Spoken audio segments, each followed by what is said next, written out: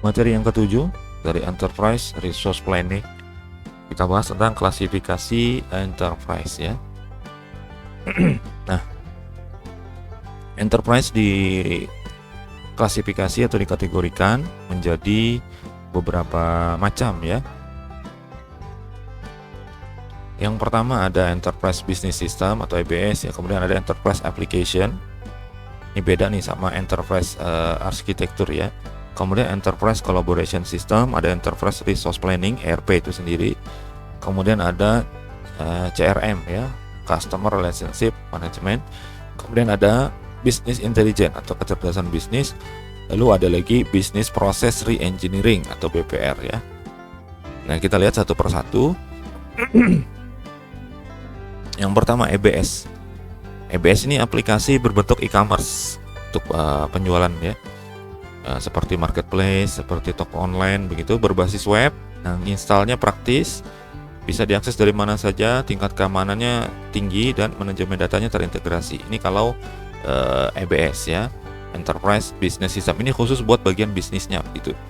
Kemudian ya, yang kedua ada Enterprise Application ya. Nah, ini perangkat lunak yang menyediakan logika dan alat bisnis. Ini bisa dijadikan pemodelan proses bisnis organisasi. Kemudian dapat digunakan oleh seluruh organisasi dengan banyak departemen. Ini klasifikasi dan apa-apa fungsinya seperti itu ya. Ini yang kedua. Kemudian singkat saja ya. Yang berikutnya adalah Enterprise Collaboration System. Nah, ini termasuk jenis sistem informasi karena dia melakukan collab ya. Nah, kemudian kombinasi groupware, alat jaringan untuk mendukung komunikasi. Nah, kemudian ada pengelolaan tugas individu di masing-masing departemen. Enterprise Collaboration System, jadi dia mengkolaborasikan sub-subsistem yang ada di dalam sebuah enterprise. Jadi ya anggap saja sebagai modul-modulnya lah. Ini adalah modulnya begitu ya. Nah, tapi dia menghubungkan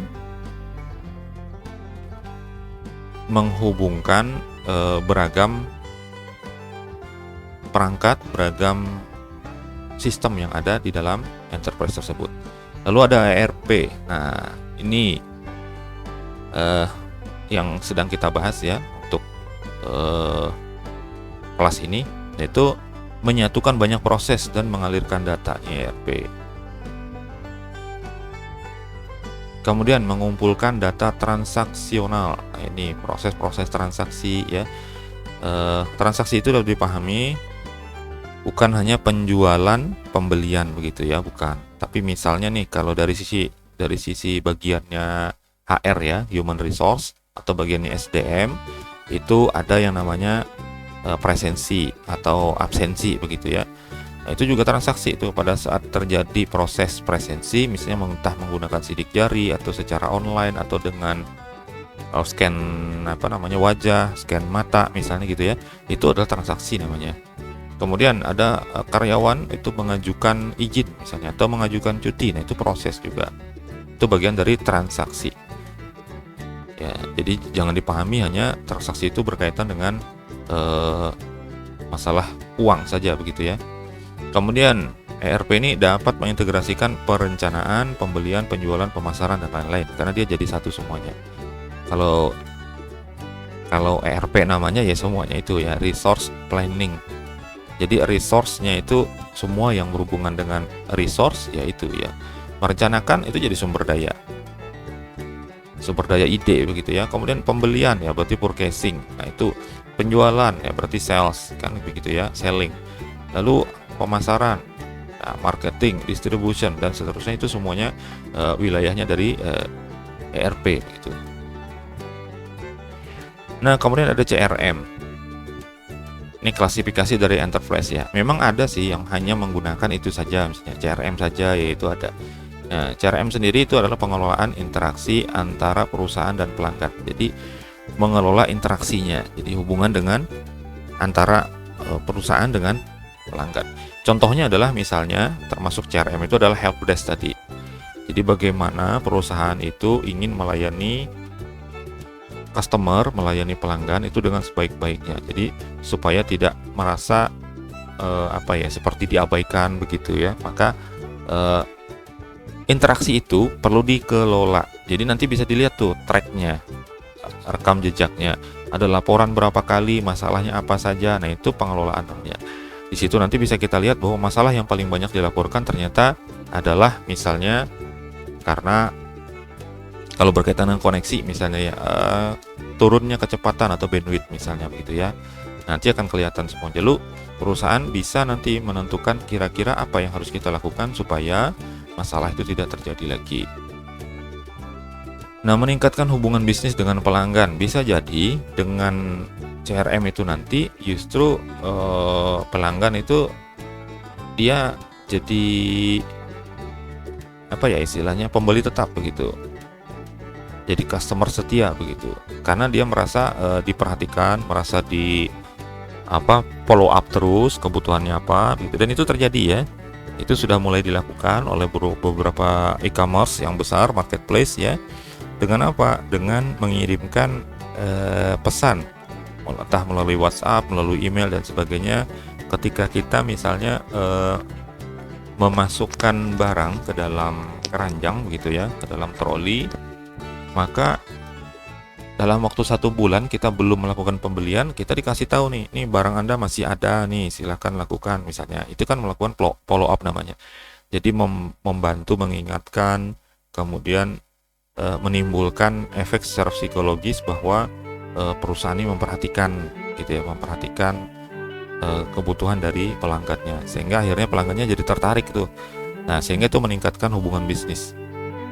Kemudian mengumpulkan data dari berbagai saluran komunikasi. Ini CRM ini ngumpulin datanya, maksudnya prosesnya tidak hanya melalui sistem mereka saja, bisa mereka layani juga melalui misalnya media sosial atau melalui alat komunikasi yang lain. Tidak hanya melalui sistemnya dia saja gitu, yang mereka bangun sendiri, tapi juga mereka melayani laporan misalnya melalui Twitter, melalui TikTok bahkan misalnya, atau melalui Instagram dan lain-lain.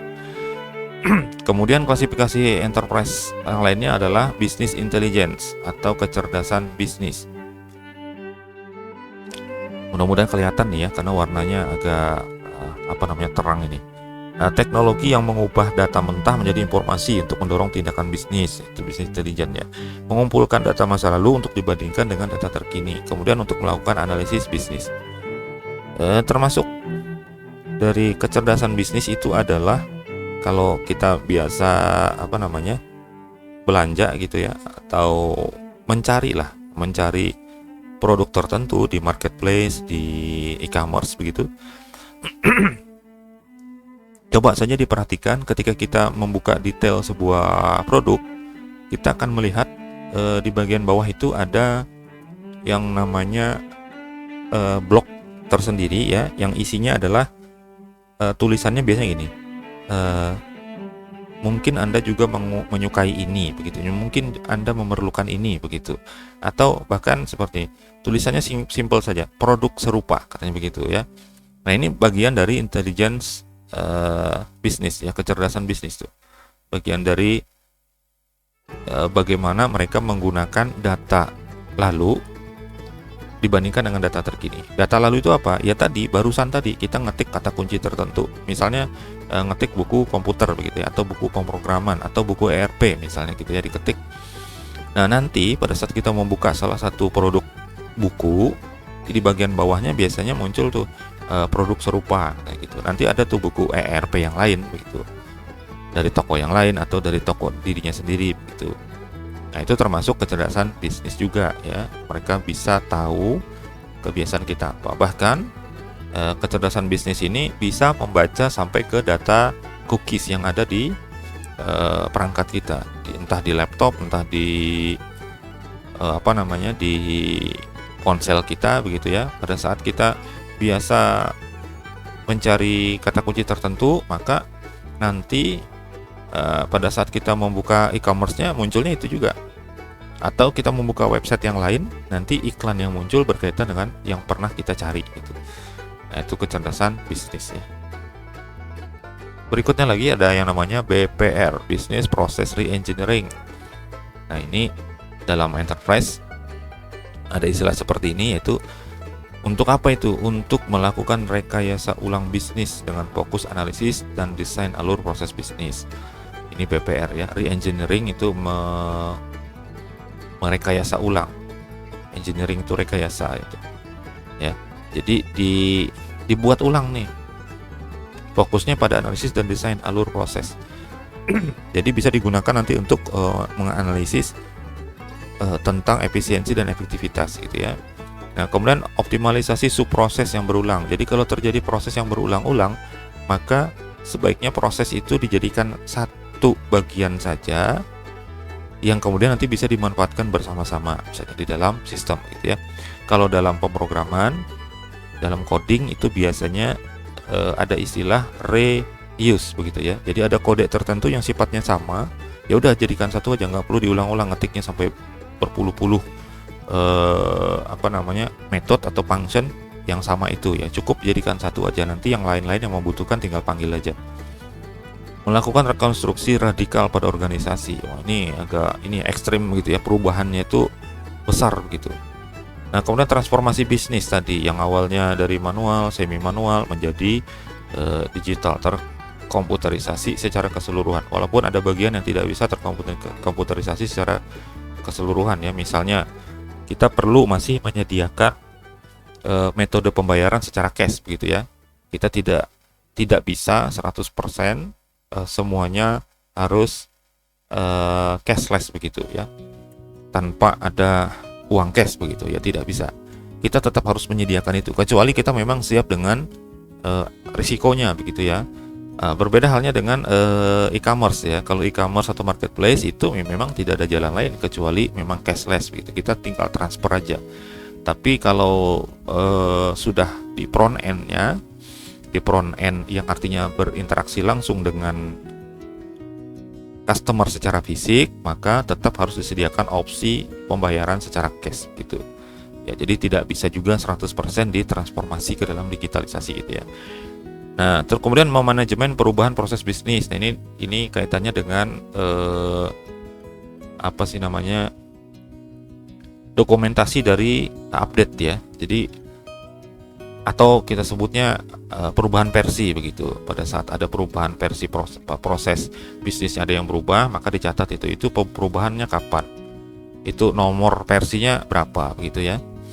Nah, itu biasanya dalam pengembangan sistem biasanya ada. Kemudian dalam dokumen juga ada dokumen standar operasional misalnya. Pada saat awal itu versinya versi 1. Kemudian kalau ada perubahan jadi versi 2. Ada lagi peningkatan atau ada hal-hal yang perlu direduksi di dalamnya atau bahkan ada yang ditambahkan, jadilah dia versi 3 dan seterusnya. Maka enterprise itu harus masih bisa melihat itu versi-versi sebelumnya. Boleh jadi nanti kita akan kembali ke versi yang sebelumnya begitu kalau itu dirasakan lebih efektif dan lebih efisien. Oke, itu adalah tentang klasifikasi dari enterprise ya.